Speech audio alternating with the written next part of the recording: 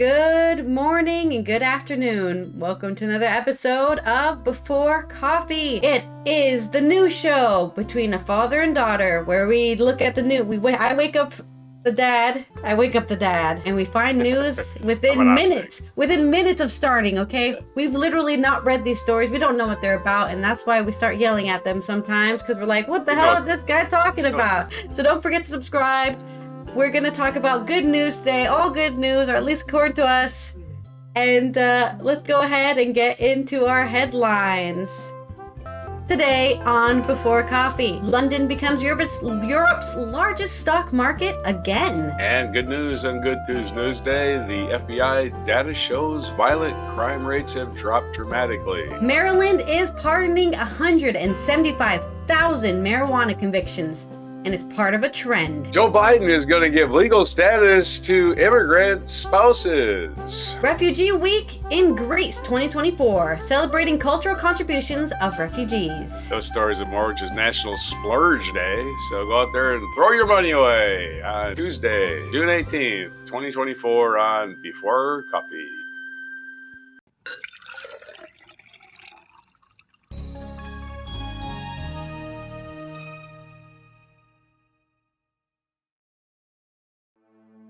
Okay, welcome everyone to our first news story and of the show.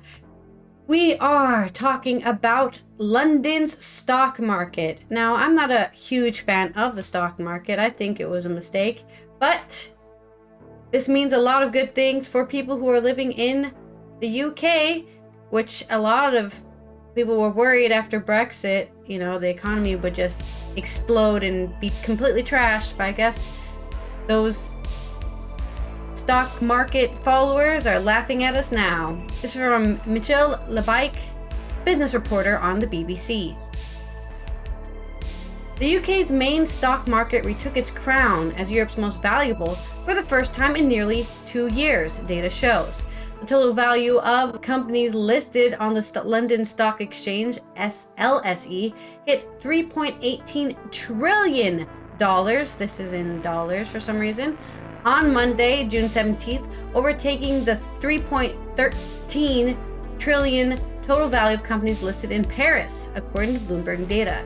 So for 2 years, Paris has been the top head in company stock value. Both valuations have shifted since and remain close, but analysts describe it as a milestone. They say the French market has slumped because of the uncertainty around its election, while the UK market is recovering after several years of underperformance. I find it interesting the UK election isn't affecting their stock market the same way. The LSE has been Europe's largest stock market for many years before November 2022 when it was overtaken. Analysts at the time blamed the LSE's performance on the fallout from former Prime Minister Liz Truss's mini-budget, a weak pound, and recession fears in Brexit.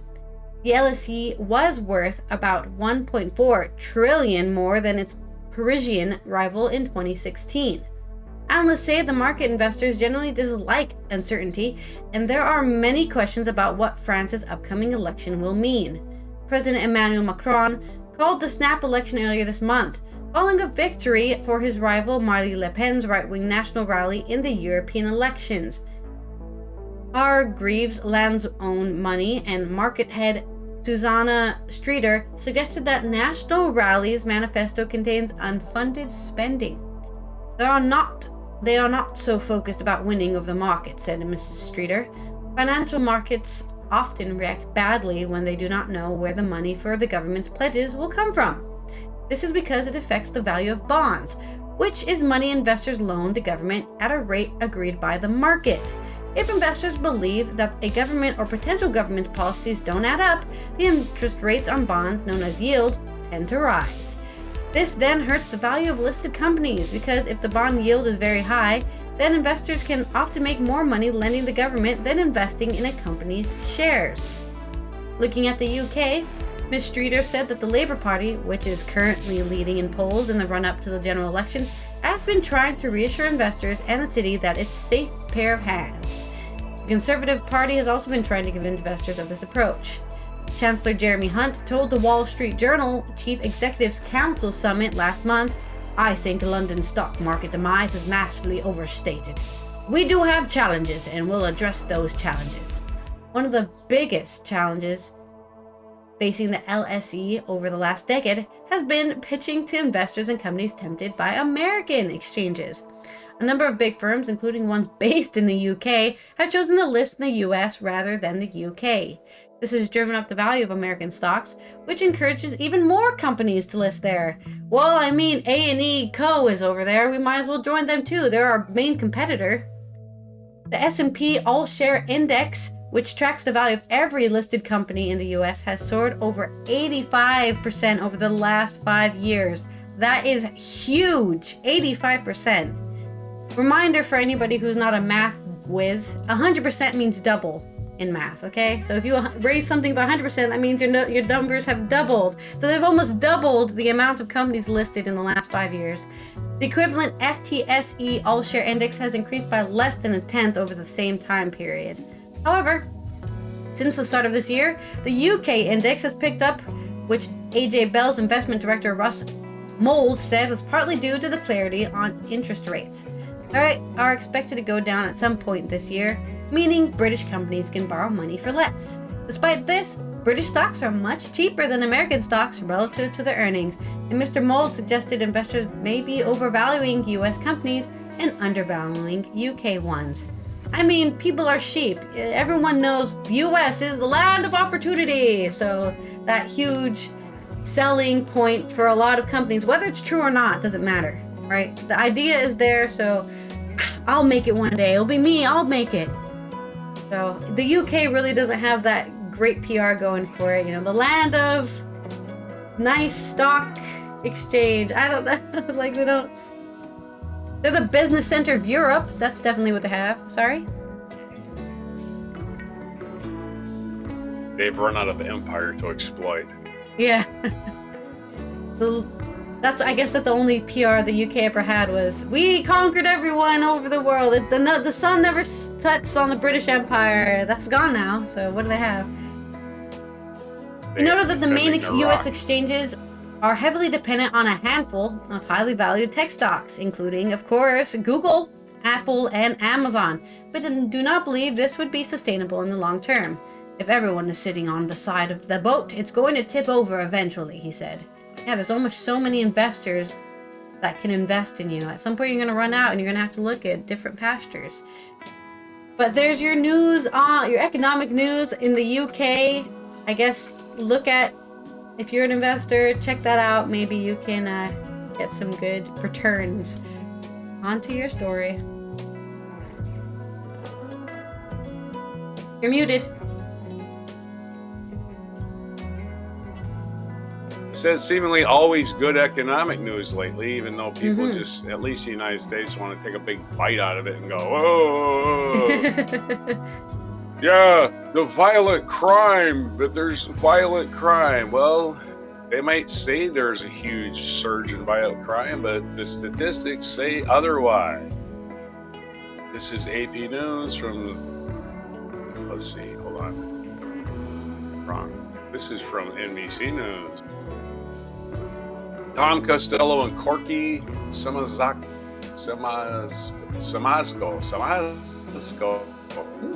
They'd have a weird last name, Corky. Sorry.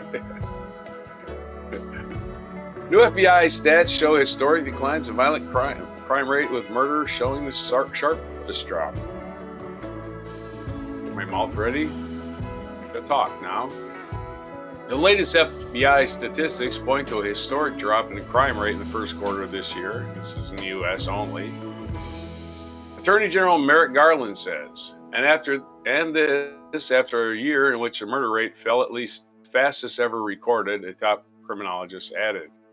This should be good news for everybody, criminologist Jeff Asher, who analyzed the FBI numbers, told NBC News, but it's also early June and the trend of the nation's crime rate is always uncertain.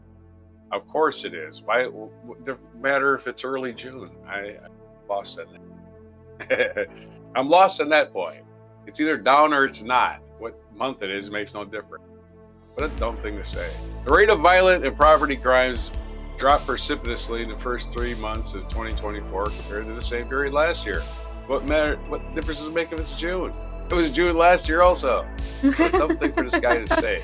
It's like they want to quote the people with the dumbest thing to say. Well, it's only June. Well, it was only June last year, wasn't it? It's always only going to be June in June. Sorry, buddy, I don't get your point. The murder rate fell by 26.4% reported. Rapes decreased by 25.7%. Robberies fell by 17.8%. Aggravated assault fell by 12.5%. And the overall violent crime rate went down by 15.2%, the statistics show. Reported property crimes? Well, they must have gone up. Nope, they decreased by 15.1%, almost the same. According to the UCR report, which the FBI compiles using crime statistics supplied by the agency by law enforcement agencies across the U.S. The right wing's going to spin this going, oh yeah, well the FBI's lying. Well, then every cop in the country's lying too. Because they're the ones that, they the FBI going to everybody's desk and going, how many crimes you got today? They're supplied by the local police forces. So if they're lying, back the blue guys. Mm-hmm. Why would they be lying? If they wanted to tell the truth, if they wanted to lie, they would jack up the crime rates to get more money to fight crime, wouldn't they? Or maybe get the police chief fired because they don't like him. Maybe. Who knows? But I'm just saying. Get him involved in some sort of alley deal. Yeah, maybe we all just like each other better nowadays. And the news media that can't be it. I hate everyone. Yeah. The news media wants to spike how much we hate each other. I mean, they never talk about how much we like each other, how much we have in common, our commonalities. They want to drive a wedge. They want to sell content. They're all full of shit. The United States is doing great. Our crime rate is doing great. So what are we doing? We're complaining about minor little petty grievances, which means we're doing awesome. We're fighting over petty grievances. I mean, our big issues are settled, right? I guess. Mm-hmm. The data makes clear that last year's historic decline in violent crime is continuing, Garland said in a statement. This continued historic decline in homeless homicides, does not represent abstract statistics. It represents people whose lives were saved, people who are still here to see their children grow up, to work toward fulfilling their dreams, to contribute to their communities. Boy, he sounds like a politician, doesn't he? Doesn't sound like the Attorney General. And Philadelphia Police Commissioner Kevin Bethel echoed Garland, telling NBC News, we're excited about the trend that we're seeing. Summer is just starting, so we're also very cautious, but we don't overestimate or overstate or overestimate the direction we are going, Bethel added. But during the pandemic, we had the highest number of homicide and shootings ever in the history of the city of Philadelphia, Bethel said. We're not going in that direction. I thought the murder rate went down during the pandemic. It went up in Philadelphia. Brian Higgins, an adjunct professor in John Jay College of Criminal Justice in New York City, that there could be a correlation between crime decline and the efforts of recent years to beef up police forces. That lost officers in the aftermath of the George Floyd murder and amid calls to defund the police. Okay, I don't see a correlation. You can say there's a correlation. Doesn't mean a damn thing. There's a correlation between the sun coming up every day too. But, I don't see it.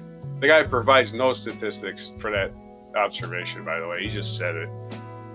It wasn't just the pandemic that was causing the crime to rise, said Higgins, who previously was chief of police in Bergen County, New Jersey. Well, New Jersey, crime if you're in New Jersey, that's for sure. We need to make more investments in police training, and that wasn't happening. Well, that's true. Police need better trained police. If you want to have police, train them better. Don't just have them shoot anything that moves. It moved, shoot it! That's scary, man. And things are supposed to stand still like statues. People aren't supposed to move. Asher, however, said defund the police was more of a talking point. We didn't see a lot of defunding actually happen. Of course, it was never a thing. It was just something that people said and then got used against them. One person on the left said defund the police, so everybody on the right said, everybody on the left says the same exact thing about every issue. Oh, okay. That's right. None of us are in a cult that just follows one guy like you special people. We still don't know really why crime went down in the 1990s, Asher said. Why did crime go into the 1990s? I want to say it's because the Democratic president, Bill Clinton, I was just going to give him credit. Why not? They give Reagan credit for everything that happened during his administration. What's clear, however, is that the public continues to believe that crime is worse, of course, because the media is full of shit. According to our Pew Research Center report, and Republicans, more than Democrats, believe tackling crime should be a presidential priority. Oh, of course, unless it's the guy who's the head of your party. We don't want him to be arrested. He broke the law. He can just get away with it. Let's let him go. Tackling crime should be more. How can they be pro law enforcement and their leader is a criminal? I don't even understand how anybody can make that leap of logic. A convicted criminal. I'm not just making this up. He is convicted. Like, as fast as you can get convicted too. I don't even think the jury took a bathroom break before they convicted him. They just went right to conviction. Get this guy out of here. So the UCR report, I'm exaggerating, of course, they did take a bathroom break. Probably. So the new UCR report could potentially undermine what has been a regular campaign talking point for Trump on Joe Biden's watch. The progress we're seeing is no accident, Biden said in a statement released Monday after the UCR report came out. My administration is putting more cops on the beat, holding violent criminals accountable, and getting illegal guns off the street. And we're doing it in partnership with communities. As a result, Americans are safer today than when I took office. Oh, that's a sweet little campaign blurb. I'll give him that. Mm-hmm. The Biden campaign used blunter language, noted that crime soared on Trump's presidential watch during the pandemic. Donald Trump is a convicted criminal who enabled the largest spike in violent crime in more than a century. Biden campaign spokesperson Amar Moussa said in a statement, President Biden has worked hard to clean up this mess and it's working. The Trump campaign did not immediately reply to requests for comment on the latest crime stats. But when NBC's reported in March that they're going to go back to March and get another quote from some guy named Carolyn Levitt, who claims that American cities are cesspools of bloodshed and crime. Well, leave the country, lady. Who's making you stay here? I don't think he's making you stay here. You can leave. Go. Just go home. Go. Let's see, Levitt. What part of the world are you from? Caroline Levitt. Probably from I would say probably England. Leave it. Her last name is spelled Levitt. It actually literally spells leave it. And she's complaining about the crime rate in America. Go back to that country you're from. Your ancestors came from. Yeah. Just leave it. Nobody asked them to come here. Indians were doing great. They were doing great. Also, I would argue they helped create the crime to begin with. So. Exactly. Yeah. You create situations with people have to struggle and fight to survive. They're going to do crimes because when they can't do it the legal way, they have to do it the illegal way. Well, the point is, crime is down, and it's good news, and they can't handle the good news. They just think, Americans, we all hate each other, roll each other's throats. No, we're not. We're actually getting along great. Better than ever, as a matter of fact. As much as you Republicans want to think we're not, we're actually getting along pretty good. I talk to Republicans all the time. We don't talk about politics. We don't get each other's face. We don't bring it up. Only children do this shit. Little tiny children who think they gotta prove something. My daddy can beat your daddy up. You know, that kind of shit. Back to you. All right. In actually more U.S. news, which does have to do with politics and crime, Maryland is pardoning 175,000 marijuana convictions. Finally, a drug which has been decriminalized since, I think, 2014. It's been decriminalized. Finally, the people who were convicted of crimes in the past for possession or smoking or selling or whatever, we'll find out. This is from Bill Chappell on NPR. Maryland Governor Wes Moore is absolving people convicted of more than 175,000 cannabis-related crimes in what the governor called the most sweeping state-level pardon in any state in American history. I may be from New Mexico, but sometimes I'm proud to be from Maryland. The large-scale absolution comes a year after Maryland legalized recreational marijuana use. The lion's share of the cases are misdemeanors. More than 150,000 convictions are for possession of cannabis. and more than 18,000 convictions are for possession with intent to use the drug. So 150,000 people were just found with it, right? They couldn't prove without reasonable doubt that any of them wanted to use the drug, but at least 150,000 of them had it on their persons. We cannot celebrate the benefit of legalization if we do not address the consequences of criminalization, Moore, a Democrat, said before signing an executive order issuing the pardons on June 17th. The governor's office did not specify how many people would be affected by the pardons, noting that one person could have multiple eligible convictions. And while the initial tally focuses on cases in the state computerized system, people with records that predate the system could also seek to have even decades-old convictions absolved. Did your grandpappy get caught with 8 grams of weed back in 1964? He might be able to get his conviction absolved even. Pardons aim to ease the burden of past convictions. The pardons will absolve people of guilt, but they will not result in anyone getting out of jail. When Maryland legalized adult marijuana use and established cannabis market last year, it halted the types of cases covered by the pardons. But Moore said his action looked to ease the cascading social and economic damage wrought by the war on drugs. Harm that advocates say have been found to profoundly and disproportionately affect Black and Hispanic communities. Of course, the devil's lettuce. Legalization, Moore said, doesn't erase the fact that Black Marylanders were 3 times more likely to be arrested for cannabis than white Marylanders before legalization. I cannot tell you how many white stoners I hung out in my freshman year of high school. A lot. There were a lot of white stoners, and none of them ever felt like they were going to get caught or in trouble ever. Right? They were just living on that high pedestal of, I'm white, they're not going to arrest me for this, it's just weed. Meanwhile, the Black kids were like, I can't get caught with anything in my pocket or I'm going to get put in juvie. Nationwide, the ACLU said in 2020 that Black people were 3.64 times more likely to be arrested for marijuana possession than whites, despite similar usage rates. Yeah, everyone's getting high, but for some reason only one person's not allowed to. And while the number of arrests dropped in many states, racial disparities persisted, the group said, citing figures as recent as 2018. Moore signed the executive order in the Maryland State House, appearing alongside Attorney General Anthony G. Brown. The pair are the first Black holders of those offices in their state, and both men spoke about the need to make new history. If you look at the past, you see how policies have been intentionally deployed to hold back entire communities, Moore said. We're talking about tools that have led to the mass incarceration of Black men and boys. Past drug policies, it said, contributed to minorities having less access to jobs, housing, and education opportunities, and also helped explain Maryland's wide racial gap, the governor added. To undo that kind of intentionality, we need to apply intentionality of our own, Moore said. Maryland is only one of the 24 states, plus the District of Columbia, where adult recreational use of cannabis has been legalized.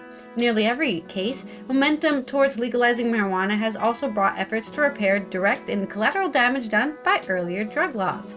Hundreds of thousands of marijuana-related criminal convictions have been forgiven, cleared, sealed, or expunged altogether. According to NORML, or NORML, the group that has long advocated to legalize marijuana nationally. In some states, expungement is required by constitutional amendments legalizing cannabis. The action is more far-reaching than a pardon, as it removes a criminal conviction from the public record entirely. This guy got arrested for 8 grams of marijuana. Not anymore, he didn't. The states take different methods to clear criminal records. Those with automatic expungement processes, such as California and Illinois, have handled massive amounts of cases, but the time frame from that process can span years, depending on the date and nature of the offense. Maryland's actions include a process for people to ask for expungement. It comes 3 months after Massachusetts Governor Maura Healey announced sweeping marijuana pardons in her state, forgiving all misdemeanor possession convictions in state courts. Those eligible number in the hundreds of thousands, she added. A note to the governor's office on Monday seeking an update on the number of affected cases was not immediately answered. Change has also been happening at the federal level. The Biden administration recently proposed reclassifying marijuana as a less dangerous drug. I think it's less dangerous than alcohol, and that's legal. Moving it from Schedule 1, where it shares a category with drugs like heroin and LSD, to Schedule 3, which currently includes drugs like ketamine and anabolic steroids. President Biden also moved to pardon some marijuana-related federal charges and convictions, and he has repeatedly urged states to do the same. Too many lives have been upended because of our failed approach to marijuana. It's time that we right these wrongs, Biden said in 2022 when he announced pardons for thousands of people convicted of simple marijuana possession under the either federal law or DC statute. What's next? In Maryland, many people who are eligible to have their record changed do not have to take any action. The Maryland Judiciary located the cases using its digital records and will now begin updating those records, in a process that should take 1 or 2 weeks, according to Moore's office. Moore pledged last year that Maryland's new cannabis policies would encourage social equity and restorative justice as it launched a recreational market. While pardons are part of the plan, so are economic opportunities. In March, we conducted our first adult use cannabis licensing round. In all, 174 licenses were awarded exclusively to social equity applicants, Moore said on Monday. And to be clear, that's the first time that this has happened in our nation's history. So good job. You've realized that who gives a shit what people are putting in their body as long as they don't hurt society. And we will continue to see, I guess, if more states will agree with this. Of course, I live in the Netherlands, which technically does not have legalized marijuana, but also no one gives a shit. So that's kind of what the idea of it is. They have obviously made laws and regulations against and for marijuana use here in the Netherlands. But like I said, do else normal. As long as you're normal and you act normal and you don't try to stand out too much, nobody gives a shit what you do here in the Netherlands. Right. Yeah, of course, all those violent crime sprees that pot smokers go on, right? They might go on one, but they forget their gun. Anyway. Yes, good news for cannabis smokers who get these ridiculous charges on their records. Selectively enforced drug crimes of America. All right, so I sent you a link. It's a very short film, so it won't take you too long. 38 seconds, I believe. Okay. And here we go with some more good news. First, let's talk the shorter story of the two. NASA's Voyager 1, the most distant spacecraft from Earth, is doing science again after a problem. This is from Aditi Ramakrishnan from AP News. Voyager 1's 4 instruments are back in business after a computer problem in November, the Jet Propulsion Laboratory said this week. The team first received meaningful information again from Voyager on April, and recently commanded it to start its environment again. Launched in 1977, Voyager 1 is drifting through interstellar space, or the space between the star system. Before reaching this region, the spacecraft discovered a thin ring around Jupiter and several of Saturn's moons. Its instruments are designed to collect information about plasma waves, magnetic fields, and particles.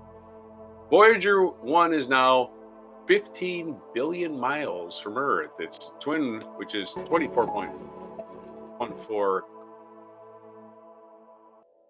That doesn't sound right. 15 billion miles does not translate to 24 kilometers. 24 kilometers is barely, 4 miles? Or wait, what is it? Isn't it the opposite? Isn't it more kilometers? 0.6. It's barely 14 miles. 24 kilometers. I don't know why. It should not say kilometers. One kilometer is 0.6. Right? So almost about half and a little extra. It should say 20. It should say 24.14 billion kilometers, not 24 kilometers. Anyway, I'm just picking on their editor because they don't have one apparently. It's one of them AI editors that doesn't put sentences together and go, that makes no sense. How could 15 billion miles convert into 24 kilometers? Yeah, I mean, I've heard a lot of copywriters are being replaced by AI. So yeah, copywriters, that's the copywriter's job, and they didn't do their job correctly. They're all AI now. Yeah. You think they have one? They have some guy sleeping, snoring away. That's his job. Its twin Voyager 2, also in interstellar space, is more than 12 billion miles away, which is 19 billion kilometers, not 19 kilometers. And that's your little fun little story about Voyager 1 getting everything working again. And here's our serious story. This is from AP News. Sung Min Kim.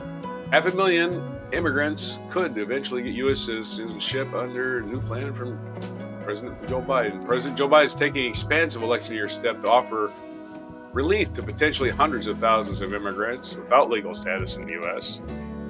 You may know one who's married to somebody and doesn't have legal status. Aiming to balance his own aggressive crackdown on the border earlier this month that enraged advocates and many Democratic lawmakers. That's what Biden did what the right wing wanted and cracked down on the border earlier this month and made no news whatsoever, right? None. Except when the Democrats are like, you're doing that just to get Curry favor. And he's like, yeah, I know, I am, right? But then again, he's given legal status to millions, perhaps. White House announced Tuesday that Biden administration will, in the coming months, allow certain spouses of U.S. citizens without legal status to apply for permanent residency and eventually citizenship. The move could affect upwards of 500,000 immigrants, according to senior administration officials. Of course, this is dangerous. Because let's say a legal spouse, you're married, right? Your spouse dies. Now you have kids. You don't have legal status. We're shipping you to Mexico. What? They're not know anybody. They're going to school in the United States. They're 15 to 17 years old. What are you doing? What are you doing? Yeah. Just look at what you're doing, okay? Not the fucking legal ramifications. Just what are you doing? Their parents dead. Let's throw them out of the country too. So yeah, that happens a lot. I don't know if it happens as frequently as it used to, but it's a thing. To qualify, an immigrant must have lived in the United States for 10 years as of Monday and be married to a U.S. citizen. Qualifying immigrant's application is approved. He or she would have 3 years to apply for a green card and receive a temporary work permit and be shielded from deportation in the meantime. And apparently they can still deport you even if you're married. I don't know. Makes no sense to me. About 50,000 non-citizen children with a parent who is married to a U.S. citizen could also potentially qualify for the same process. According to the senior administration officials who briefed the reporters on the proposal on condition of anonymity, there's no requirement on how long the couple must have been married, and no one becomes eligible after Monday. That means immigrants who reach the 10-year mark anytime after 2024 will not qualify for the program, according to officials. But there can always be another program. This is how amnesties work. Reagan, don't forget, Ronald Reagan, the paragon of conservative virtue, that hero of yours. Everybody loves Reagan. Donald Trump quotes him. Let's Ronald Reagan. He's our hero. You know what Ronald Reagan do? He signed the biggest amnesty for people in the country illegally. He signed the biggest amnesty in history. Ronald Reagan did that. Your conservative hero. He loved immigrants. He did. You can't face it. You can't live with the fact that Ronald Reagan loved immigrants. You can't deal with it. Biden will speak about his plans at Tuesday afternoon event at the White House, which also marked the 12th and Deferred Action for Childhood Arrivals program, popular Obama-era directive that offered deportation protections and temporary work permits for young immigrants who lack legal status. White House officials privately encouraged Democrats in the House, which is in recess this week, to travel back to Washington to attend the announcement. The president will also announce new regulations that will allow certain DACA beneficiaries and other young immigrants to easily qualify for long-established work visas. DACA is not even defined in this article. You need to tell people what DACA is. It's a Deferred Action for Childhood Arrival, or DACA. Now, that should have been pointed out in the paragraph where I read it. Okay? That would allow qualifying immigrants to have protection that is sturdier than work permits offered by DACA, which is currently facing legal challenges and no longer taking new applications. Thanks to Trump, who destroyed it after saying he wouldn't, because he's a liar. The power that Biden is invoking with his Tuesday announcement for spouses is not a novel one. The policy would expand on authority used by Presidents George W. Bush, another conservative hero, and Barack Obama to allow parole in place for family members of military members. Oh my God! If your family is in the military, give them friggin' legal status. Jesus, man. A former policy advisor in Obama and Biden administrations, who is now vice president for FWD.US, an immigration advocacy organization. The parole in place process allows qualifying immigrants to get on the path to U.S. permanent residency without leaving the country, removing a common barrier for those without legal status but married to an American. Flores said it fulfills President Biden's day one promise to protect undocumented immigrants and their American family. Tuesday's announcements comes 2 weeks after Biden unveiled a sweeping crackdown on the U.S.-Mexican border that effectively halted asylum claims for those arriving between officially designated ports of entry. Immigrant rights groups have sued the Biden administration over the directive, which senior administration officials said Monday had led to fewer border encounters between ports. So it just basically, he said, if you want asylum, go to a port of entry. Don't just go out in the middle of frickin' nowhere and let the Border Patrol. First of all, it's dangerous, right? Go out in the middle of frickin' nowhere. You go to the port. You know what they have at the Border Patrol checkpoints at the port of entry while you're seeking asylum? They have water. Something they don't have at all these other places on the border. Yeah, they'll give you water. They have normal temperatures that won't burn my skin off when I go outside. Right, and there's nothing. I've been there. I've been all parts of the southwestern border. It's all shitty, all of it. There's no water anywhere except the Rio Grande, and you don't want to cross that because it's actually, some places it's really dangerous. I get why Biden did this. It's a safety issue. Going out in the middle of nowhere and getting picked up for asylum claims, you're trying to sneak in the country. You're not getting asylum, right? To the people gathering you up, you're just trying to get in the country illegally. If you go to a port of entry, then you're trying to get in legally. That's the way that's their line of delineation right there. Okay? I mean, you can't blame them. That's what they're trained for. Okay, so that's my little diatribe on that. Joe Biden, making it easier for long-term people who've been here for 10 years to become citizens. And there you go. Woohoo! Good news coming out of the U.S. for once. Just kidding. There's always good news. And because he did it this way now, there's not gonna be a mad rush. I gotta get married now. It's gonna be too late after Monday. You gotta be already married, already be here 10 years, and there's a cutoff date. So it's basically just giving lenience. It's giving lenience to people who've already been not paying their Social Security and not getting any of that money. Really, Right. Well, I don't think they're still ever going to get it because the number they got was from a dead child. But either way, the Social Security Administration relies on that money. They do. They don't ever want to get rid of it. Well, the problem with the Social Security Administration is they actually don't want to pay you the money they owe you. So that's the. Oh yeah. Thanks for COVID working was your a big life, boon to your that, life's right? work in our nation. Here's nothing. Here's your little trophy. Oh yeah, and then they'll back up the date. You can retire at 85 by the time I get there. Right? Oh, you thought you were gonna retire? Sorry, we decided you can't retire until you're 80. Okay. I can actually retire at 62 at the end of this year. So let's go ahead. Not retire, but start collecting. Oh, okay. Okay, that's it. All right. If you got my news, if you got my little short clip. Your short clip? The one I already have that. But the one I sent you. Yeah, I got it. All right. Speaking of immigrants, there's other people who also come into your country that you don't know, and they're refugees. Now, reminder that both refugees and immigrants are people, so if you have a problem with that, you're gonna have a problem with me. and Greece, because they're celebrating the cultural contributions of refugees in Refugee Week 2024. This is from Elise Morton on Euronews Culture. Timed to coincide with the Global Refugee Week, 17 to 23rd June, and World Refugee Day on the 20th of June, Greece is spotlighting forced migration with a week-long festival of film screenings, workshops, and exhibitions.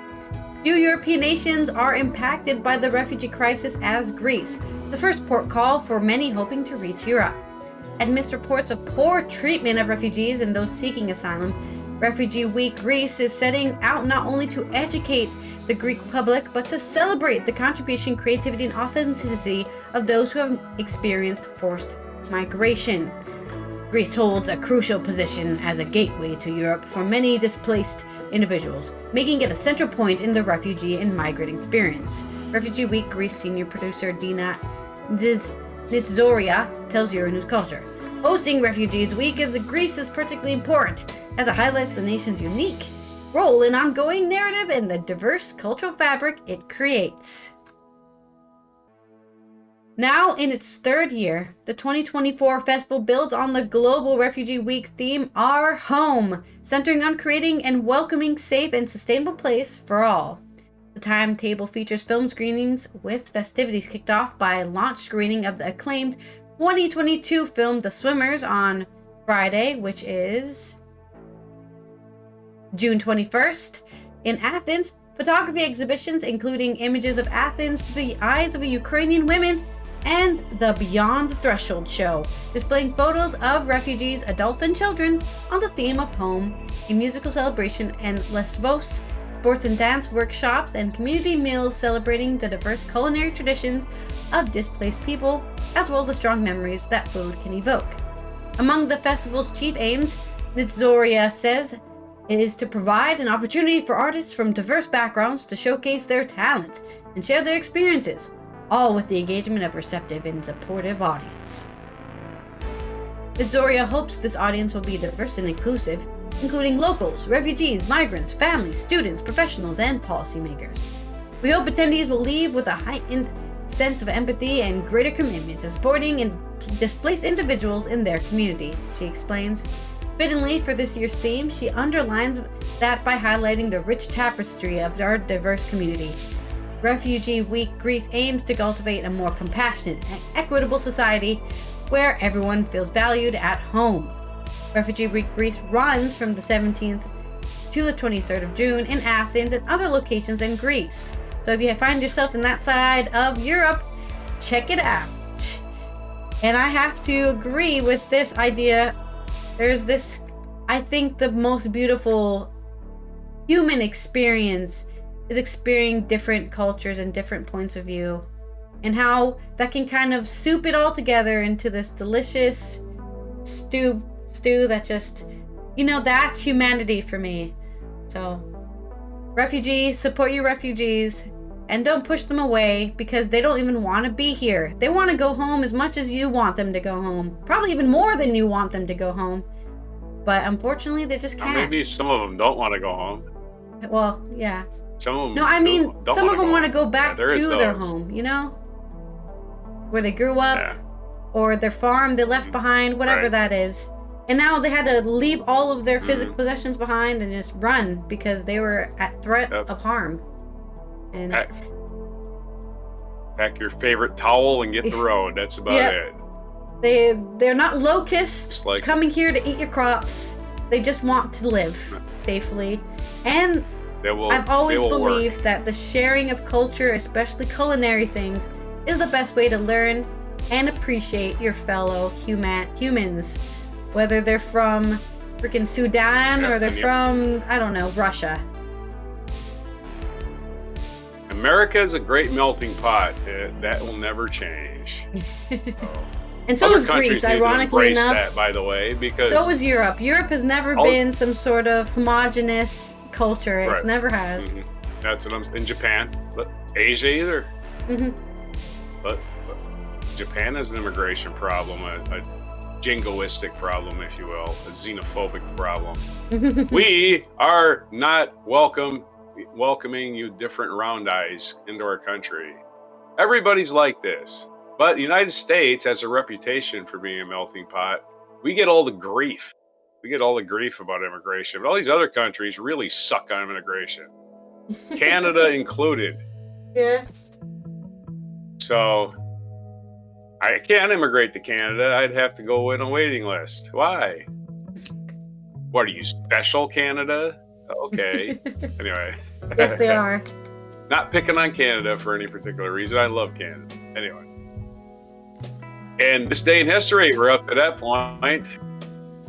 And June 18th in this day in the year 1429, Joan of Arc led the French army against the English at Patay, France. No, not Patay, the goose livers. Patay, Patay. Not Patay. Although it would have been cool if they celebrated with a dinner of goose livers, but they didn't probably. 1815, Napoleon was defeated at the Battle of Waterloo, ending 23 years of recurrent warfare between France and the other powers of Europe, and finally ending the stupid Napoleonic Wars. He just wanted to conquer all of Europe. What's the big deal? Yeah, I'm just saying. Napoleon was a warlike creature.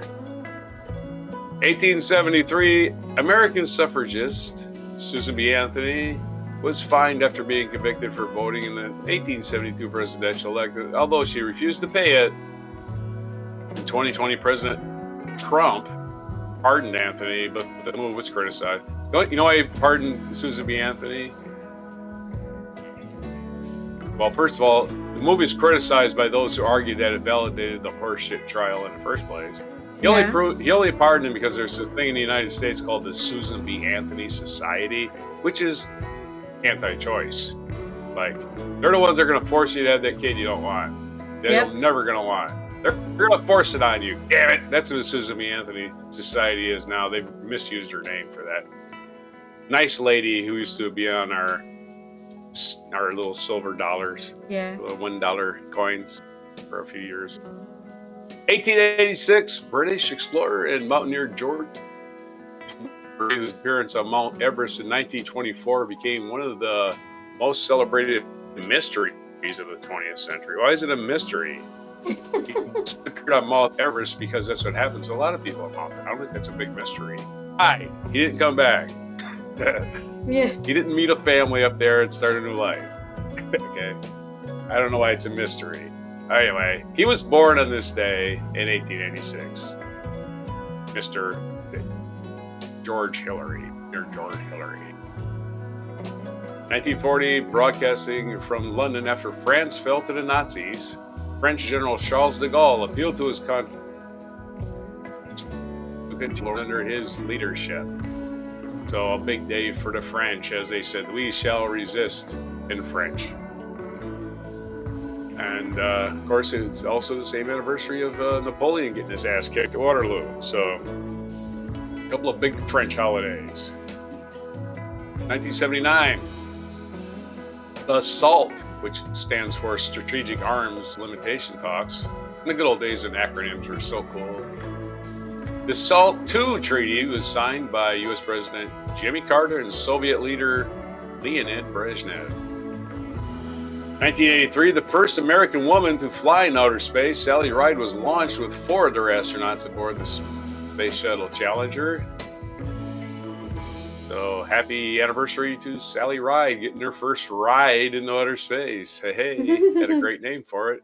Yeah. 2006, Prelate Catherine Jefferts Scory was elected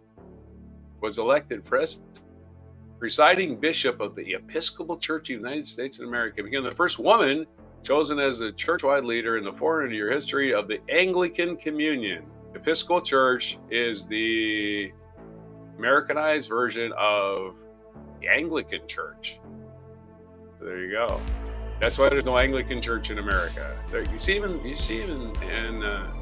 Canada, but Episcopals. All right, then. And what other featured event? On this day in 1812, the war that's named after the year was started. So, War of 1812 was born on this day. It was started or born on this day in 1812. On this, look, little well, 1812 just got born. Look at him, he's so cute. Cute little cuddly little war. On this day, U.S. President James Madison signed a declaration of war against Great Britain, initiating the War of 1812, which arose chiefly from U.S. grievances over oppressive maritime practices during the Napoleonic Wars. So even Napoleon helped start that war. And then they burned down the White House, or as it used to be called, the Brick House. Right. Yeah, they burned down the White House, the British did. Dolly Madison had to save the portrait of George Washington. And then she got pastries named after her in her honor. Our feature biography, happy birthday to Sir Paul McCartney. He was born on June 18th, 1942, so he's turned 82 today. Britannica keeps insisting it's last year. I don't know how long they're going to keep doing this, but maybe I'll write them a letter. Do you guys have anybody working there anymore? You just fired everybody last year. It must have been. They just don't update their shit. So happy birthday to 82nd to Paul McCartney. You're older than the Britannica thinks you are. And he's still going strong. Other events that's right. He's still out there touring at 82. Yeah. Not bad. Anastasia, Russian Grand Duchess, was born on this day in 1901. Anastasia made a lot of movies, but she probably died in that cellar and got buried in an unmarked grave somewhere. In an unmarked grave somewhere. Yeah. Yep. In 1929, Jürgen Habermas, German philosopher, was born. Didn't catch on in the United States, I don't think. 1942 is the birthday of Roger Ebert. So he was born the exact... Roger Ebert, American film critic, was Siskel and Ebert, one of the most famous TV shows about critics ever, best shows anyway. He was born the same day as Paul McCartney, the same exact day, 1942. That's something. It's also Blake Shelton's birthday, that guy that's on the TV show. What a coincidence. Singer-songwriter Blake Shelton, born in 1976. What? What a quinky dink. They're born the same day. Quinky dink. Okay, yeah. Using the old man words, are you? All right. Quinky dink. What day it is? It's National Want to Get Away Day. I gotta say this was probably started by Southwest Airlines. I triggered some. I wanna get away. Want to Get Away Day. Was it not started There's only by 3 him? days. That song? I said it was probably started by Southwest Airlines because that was their logo. But it's not any specific anything. It just says planning memorable trips, which is people do in the summer because it's easier to travel. Days are longer and so forth. And yep. All that fun shit. So other national days today, it is National Splurge Day. So you're getting away, you're gonna splurge. You're gonna take all your money out of the bank and buy a new hat for $700. That's what you're gonna do today. National Go Fishing Day. National Go Fishing. Well, you need a good hat to go fishing in. You don't want to get burned by the sun. So just don't hook your hat while you're casting. That's really embarrassing. Anyway, those are the only 3 days it is today. So get out there. Tomorrow is Juneteenth, so that's a big day. We'll touch on that tomorrow. But that's not today. Today is the penultimate Juneteenth day, I guess you want to call it. But those are the days for today. June 18th, 2024 on Before You Splurge. Before You Splurge. Or go fishing. And this has been Allison here from the Netherlands. I hope you're having a good Tuesday. And if it just started for you, I'm giving you permission to go out there and splurge and have a good day. Even if it's something as buying yourself a nice coffee at Starbucks. Don't feel guilty because everyone deserves to splurge out on themselves once in a while. Treat yourself, as they say in that one. I think it was it Community? I think Community, or maybe it was Parks and Rec. I don't know. It was a joke on one of those shows. Treat yourself. Treat yourself. Well, I've been hearing that since like the early 2000s. Yeah, I'm not saying they invented that saying. I'm just saying there was a famous meme from one of those shows where it's like a, treat yourself. Anyways, we will see you tomorrow for Wacky Weird Wednesday. I already got a couple of weird stories just looking at the news scroll today.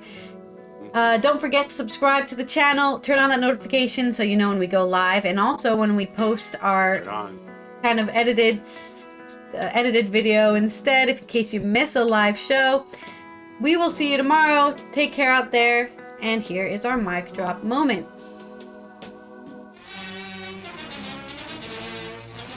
General de The old-timey military operations newsreel films. Maintains that there are many Frenchmen who will not accept the terms of capitulation agreed to by the Bordeaux government.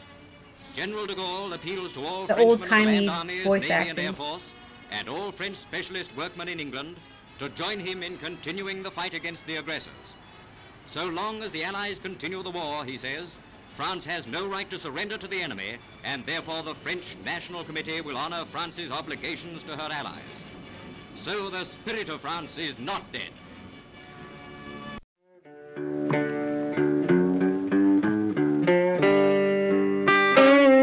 Be sure to hit the like, subscribe, and notify buttons, and follow our other channels, Toxic Alley, History of Gravy, and Scratchy Old Records.